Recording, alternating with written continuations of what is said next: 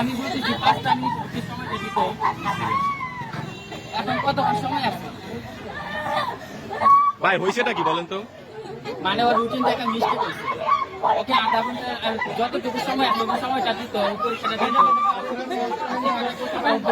পরীক্ষা দিতে পারবে, তাহলে ওকে কেন আধা ঘন্টা সময় পাবো, আধা ঘন্টা সময় দিই, সময়টা দিয়ে আধা ঘন্টা সময় দিতে পারবে, আধা ঘন্টার মধ্যে 5 নম্বর দিতে পারবে। খাবার কলেজ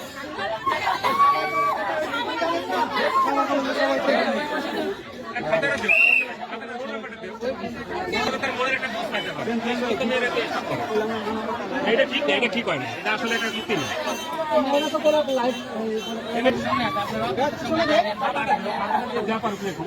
আপনারা